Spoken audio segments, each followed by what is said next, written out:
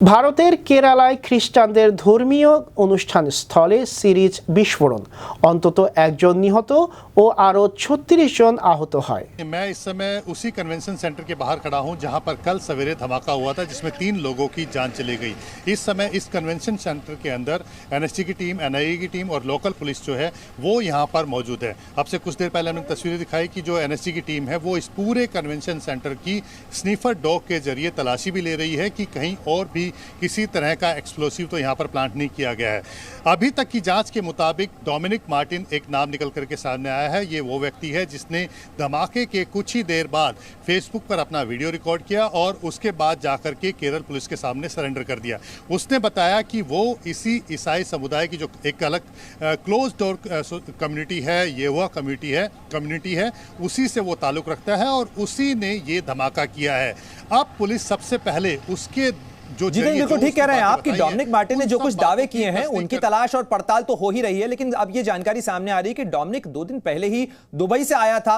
जो कुछ उसने वीडियो में रिकॉर्ड किया, जो दावे किए हैं उसने, पुलिस उसकी तफ्तीश और पड़ताल कैसे कर रही है?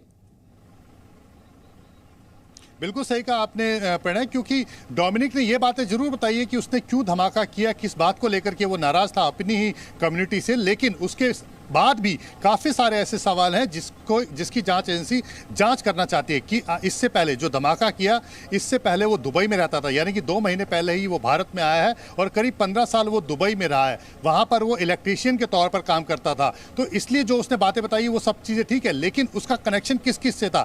पर इस बात को समझना होगा कि डोमिनिक जो बातें कह रहा है वो ठीक है, वो एक सामने की पिक्चर है, लेकिन जाँच एजेंसियाँ सिर्फ उसी की कही बातों पर विश्वास करके ये नहीं मान सकती हैं कि उसी व्यक्ति ने इस धमाके को अंजाम दिया। उसके आगे पीछे कौन कौन व्यक्ति थे, कहीं किसी बड़ी साजिश का एक वो सामने सिर्फ चेहरा भर तो नहीं था, कोई एक बड़ी साजिश हो जिसका एक वो चेहरा बन जितेंद्र, आप इस तरीके के इंसिडेंट पहले भी कवर करते रहे हैं। इस धमाके के अंदर आईईडी का इस्तेमाल आतंकी साजिश का शक को कितना ज्यादा गहराता है और क्या एनआईए और जो दूसरी जांच एजेंसियां हैं इस एंगल से जांच कर रही हैं?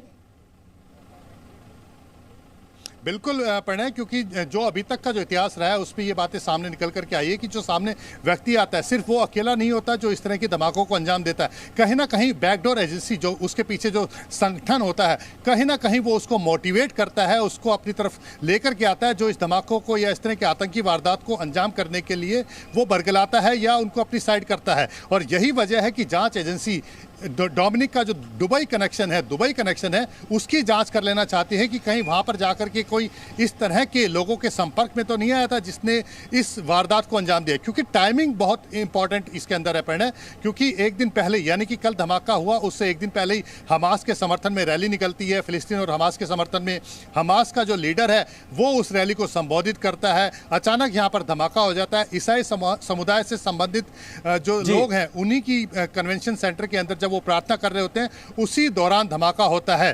तो ये कुछ बातें ऐसी हैं जिसकी जांच जो है वो एजेंसीज कर लेना चाहती है। अभी भी काफी सारे सवाल ऐसे हैं जो अनसुलझे हैं कि आखिर जितेंद्र, बहुत सारे सवाल अनसुलझे हैं और इसीलिए जांच एजेंसियां इस समय हर सुराग और हर सबूत को इकट्ठा करने की कोशिश कर रही हैं।